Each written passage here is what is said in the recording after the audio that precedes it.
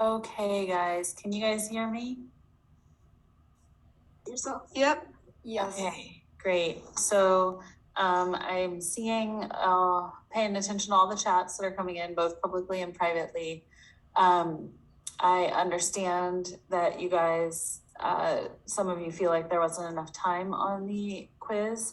So I will be able to look at kind of the overall statistics for the class and take into account everybody's feedback and pay attention to those sorts of things.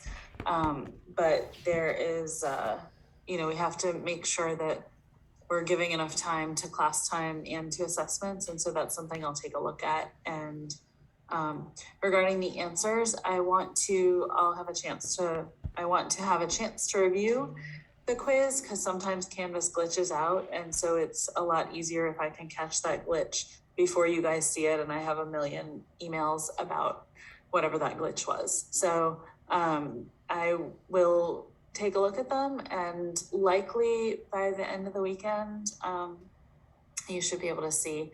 And when I make the grades available, I think you guys get a message. I get an email saying that I've made the grades available. So I think you guys will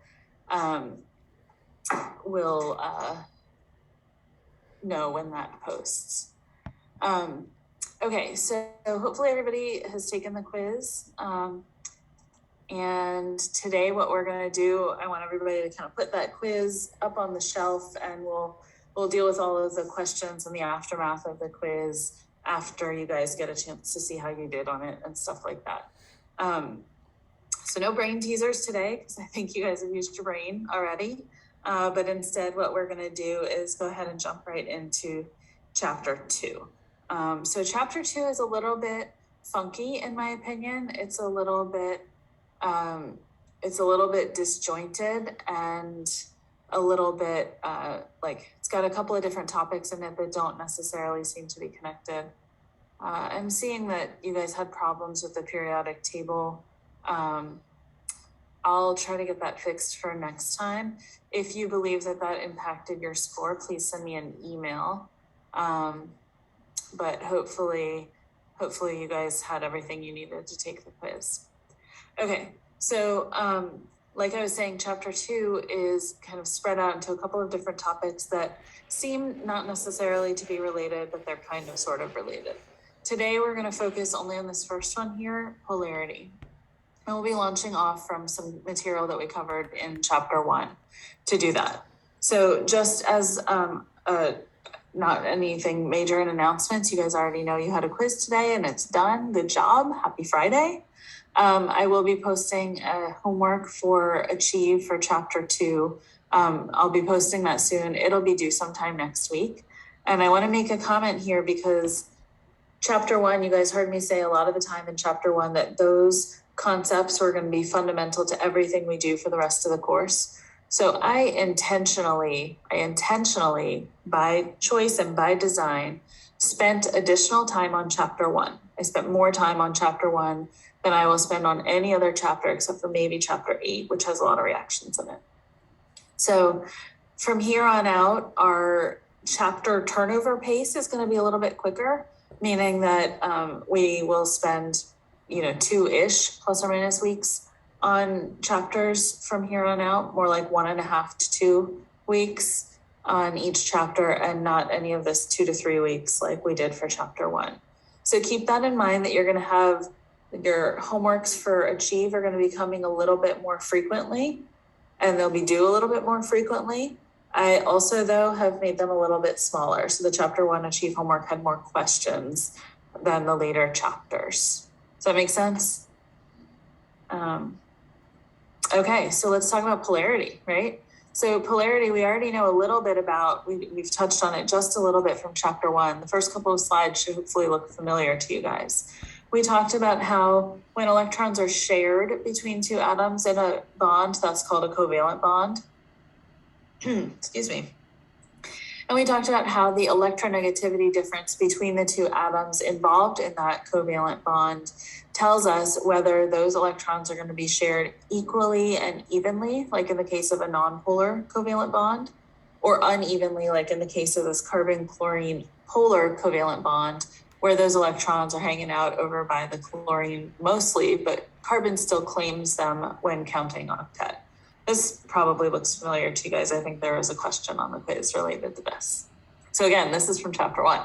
So of course, we know that the polarity of a bond, we can predict it based on electronegativities between the two atoms involved, but we're going to drill down a little bit deeper and see a little bit more about what's going on in understanding bond polarity and then overall molecular polarity. And I just want to take a moment to mention and be clear that if the electronegativities are similar but not the same, if they're close enough, then bonds are still considered to be nonpolar. So hydrogen's number is 2.2, carbon is 2.5, but the CH bond, those are close enough that we as chemists still consider that CH bond to be nonpolar. It's not perfectly nonpolar, right? The electron density is still leaning a little bit towards the carbon, but in the grand scheme of the types of bonds that we look at for organic chemistry, it's considered to be mostly nonpolar. Okay, so here we're going to drill down a little bit deeper. I glossed over this in chapter 1 intentionally because it wasn't really relevant there, but it is relevant now. The dipole moment, so the polarity of a bond can be ascribed actually a quantitative measure. That's called this dipole moment, and it's given the character mu. And mu is defined by both the separation of the charge, so that's the electronegativity difference between the two atoms. How big is the delta negative over here versus how big is the delta positive over here? And it is also dependent on the length of that bond. So if you have a bigger bond, those charges are separated farther apart from each other, and it impacts the dipole moment. So both things impact the overall dipole moment. Of course, this is just the same material presented to you guys in a slightly different way. Here is the periodic trends for electronegativity, where we're going increasing on the way up and increasing to the right. And again, just kind of touching on the examples that we know of, typical polar covalent bonds that we'll deal with in organic chemistry are OH and NH. Also, any carbon halogen bond would fall into this polar covalent bond category. But all of the carbon-carbon, carbon-hydrogen bonds, which is like the most of the bonds that we'll see, that's the backbone and the scaffold of organic molecules, those are mostly nonpolar. And so this really kind of helps us see where the activity and the excitement in a molecule is going to be. It's usually near the more polar areas. One thing I want to mention, and I said this in chapter 1, but just to reiterate it here, these numbers for electronegativity, this is the Pauling scale for electronegativity. Linus Pauling came up with these numbers. But these numbers are not something I'm going to ask you guys to know. This is just so you can see and have a sense of how different the numbers have to be. I will ask you guys to know trends in electronegativity, but not the actual numbers. Okay, so regarding dipoles of bonds, these dipole moments are, of course, dependent on the electronegativity difference and the bond length, which we just talked about on a previous slide. So let's look at some kind of a series of molecules where we have, on all of them, we have a methyl group on the left, and that methyl group is attached to some group that is kind of increasing in electronegativity or going right across the periodic table, carbon to nitrogen to oxygen to chlorine. So the carbon-carbon bond in ethane is nonpolar. That should make sense because the two carbon atoms are clearly the same in terms of electronegativity. As soon as you move over to methylamine, you have a polarity to that bond because the nitrogen is more electronegative. And the same thing is true for the others. And indeed, the size of that dipole moment increases as you follow the electronegativity trend because the difference in electronegativity is increasing as you follow to the right. So it turns out that there is an actual physical measurement in the units of debye for a dipole moment.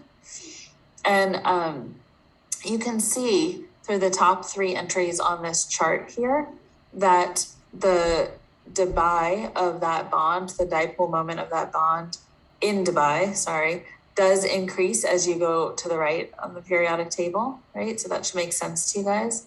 I am not ever going to ask you guys to calculate or quantify or give me a number for bond polarity. We are not going to deal in like quantitative bond polarity. We will deal in relative bond polarity. So comparisons between two things or trends or something like that. But I want to point out one thing about this chart, because you can see easily the trend as you go from left to right on the periodic table, how the dipole moment increases. But we know that there's an electronegativity trend on the periodic table in the columns also, right? Electronegativity increases as you go up the column. But bond dipoles are actually based on both the electronegativity difference and the bond length, which is related to the size of the atom. So the trends as you go in a column of a periodic table, they get all wacky because the trends that go into figuring out the quantification of that dipole are opposite from each other. So the electronegativity difference is working in one direction, and the size, which increases the bond length, is going in the opposite direction. And so you can see how there's not a clear trend among the carbon halogen bond series here. Okay, but again, we're not going to worry about actual quantification of bond polarity, but I do want to make sure you guys notice this trend where if you can make a trend from left to right for bond polarity, but a trend from up to down on the column of the periodic table is very difficult actually to do for bond polarity. It's easy to do for electronegativity, but bond polarity depends on more than just electronegativity.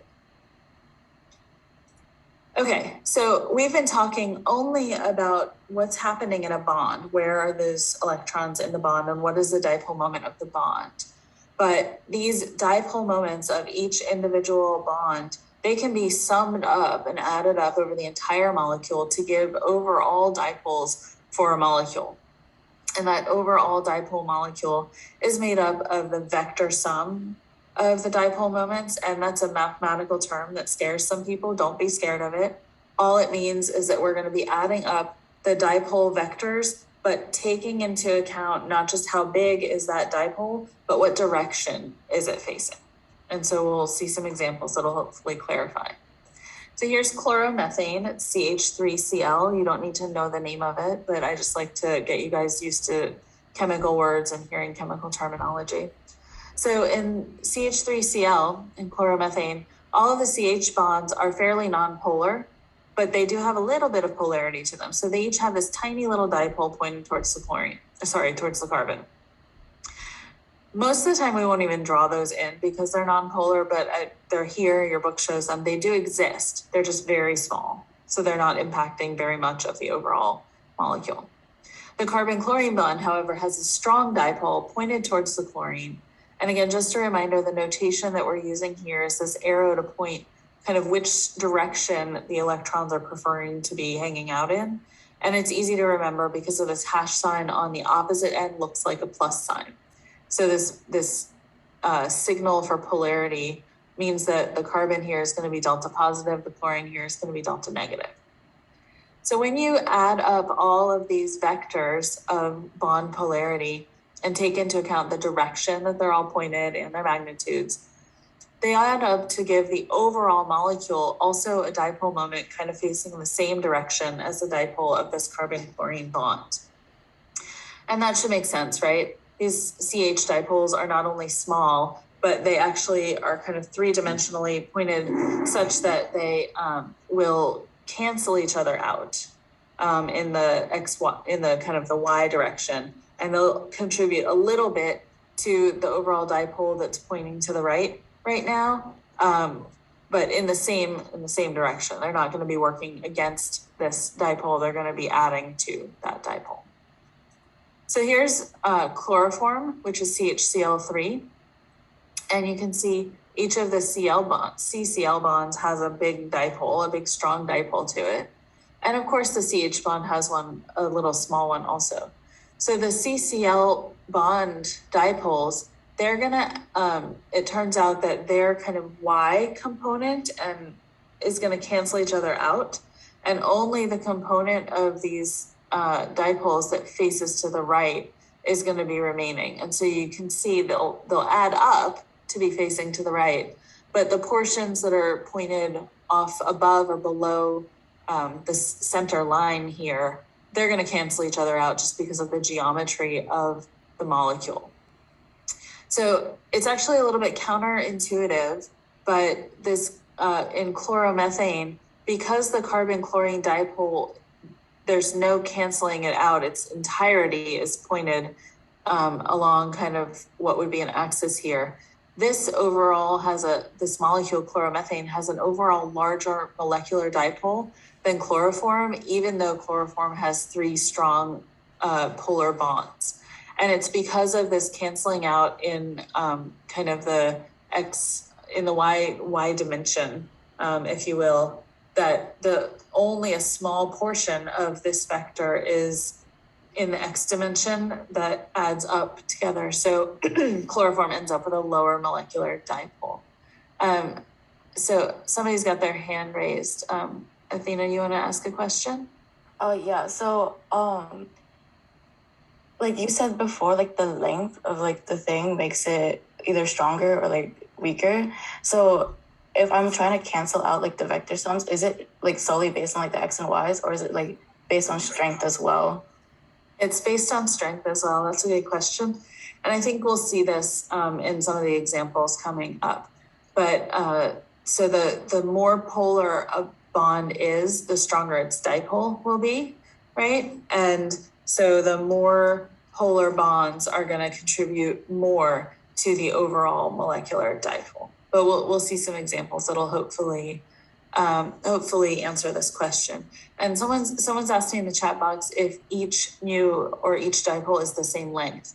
And it's not necessarily. So for example, if we were drawing this to scale, right, the carbon-chlorine polarity is bigger. So this arrow notation technically would be bigger than this carbon-hydrogen dipole, right? The carbon-chlorine bond has a larger dipole moment, so it would be a bigger arrow. Carbon-hydrogen is a smaller arrow because it's a smaller dipole moment. It's hard to draw these to scale, so they will not usually be drawn to scale, and it just depends on who's drawing them and the publisher of the book or the maker of the graphic or whatever. So keep that in mind. You have to know from your own fundamental principles which of these are bigger and which of them are smaller. You can see how here this mu of chloromethane, the molecular dipole of chloromethane, is larger than that of chloroform. And you can see that in the quantitative numbers, but you can also see it represented by this longer arrow and this shorter arrow here. So chloromethane is overall more polar than chloroform. Does that make sense? Someone's asked in the chat if I'm going to post practice problems for this chapter as well. Yes, I will do that for every chapter. Okay, so let's show you guys some more examples, because I think more examples will help these concepts become clear. So here is carbon tetrachloride, and you'll notice it's made up of 4 carbon-chlorine bonds. Each one of them has a strong dipole because of the electronegativity difference. But the overall molecular dipole of this molecule is 0. It is a completely non-polar molecule.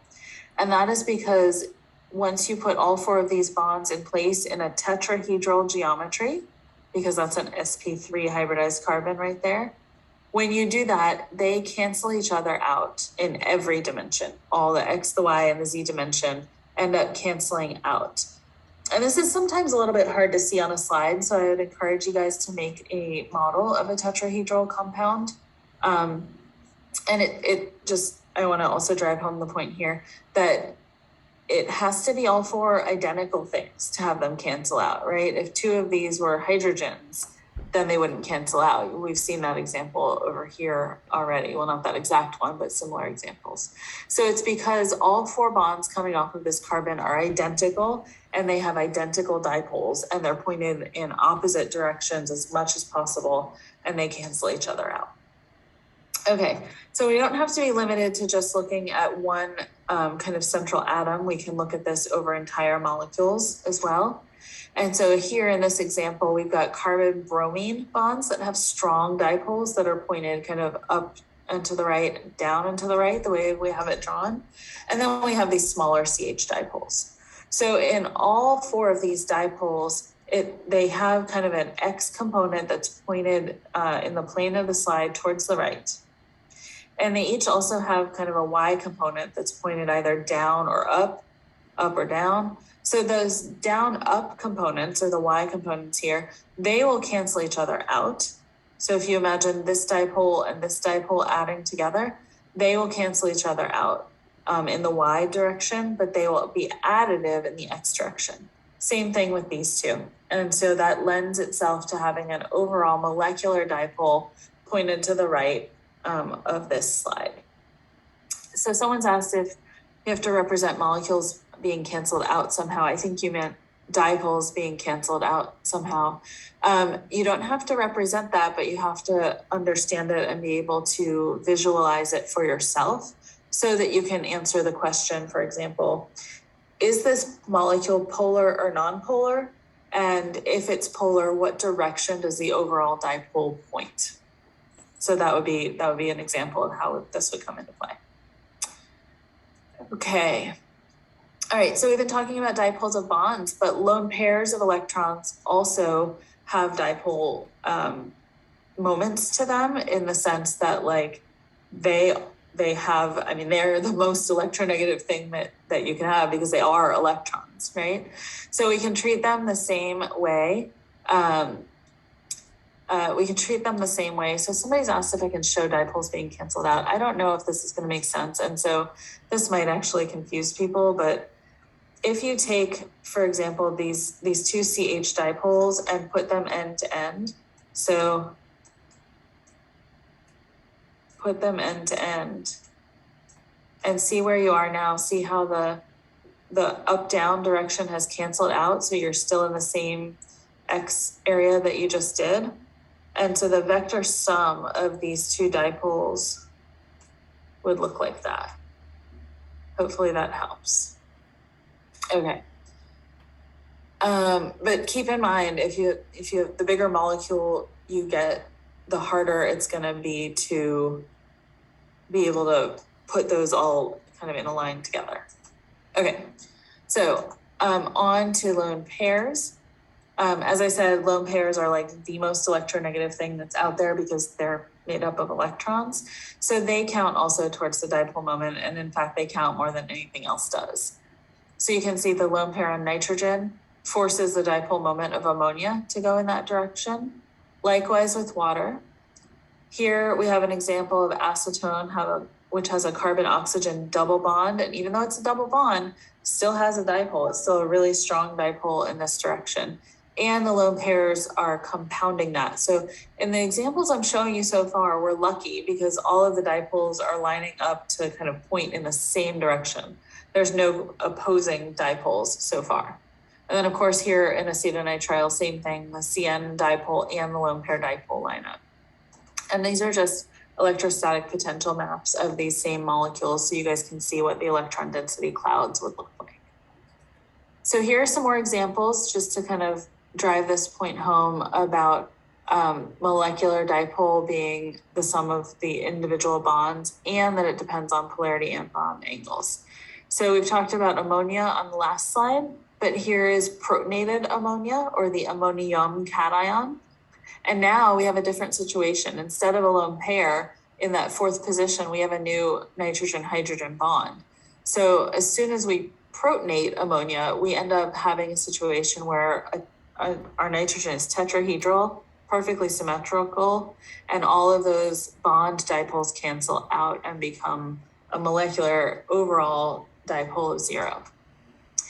Here's some more examples. Formaldehyde here on the bottom left shows it's actually very similar to acetone, which was on the last slide. We have a dipole for our carbon-oxygen bond that's pointed to the right. And of course, we have dipoles for these lone pairs as well. They're just not shown here, but they all contribute to an overall dipole headed to the right. Now, here's the first example. Well, I guess it's not the first example, but here's a more kind of straightforward example of dipoles canceling out. So we've seen a bunch of examples already, but here in carbon dioxide has two very strongly polar bonds, right? But overall, carbon dioxide is a non-polar molecule because the individual bond dipoles and all of the lone pair dipoles are oriented such that they all cancel out on each other. So that's where I'm going to stop for today because of time. I can stick around for a couple of questions briefly, but other than that, I hope you guys have a nice weekend and don't stress out too much about quiz number 1. I'm sure you guys did great, and we'll see you guys on Monday. I have a question about the quiz. Yeah, you can ask your question about the quiz. Go ahead. So if we misspelled something, because at one point we had to type the geometry, I think it's called, and it was like trigonal planar. I spelled it with an ER instead of an AR. Will that count it as incorrect, or is there a way to get the points for that? Yeah, so if it wasn't one of the answers that I told it would be okay, then it'll automatically get counted as incorrect. But if it's something like that, if you email me, I'll go in and manually adjust it.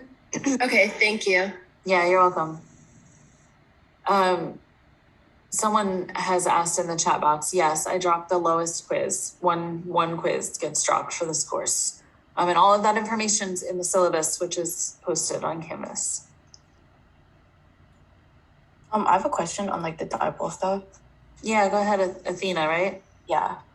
So the strength of like sorry, I don't know how to word it, but like the strength of like the length of it, that just affects the quantified number at the end, like the U, or does it affect like the overall like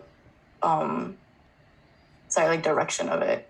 Yeah, it'll affect the overall direction of it because it depends ultimately on what the other portions of the molecule are like, right? But the carbon oxygen bond here, for example, in formaldehyde is the strongest dipole, and it's going to be the one that's kind of dictating the polarity of the overall molecule. Okay, thank you.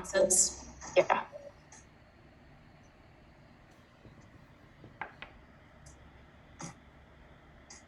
Okay, guys.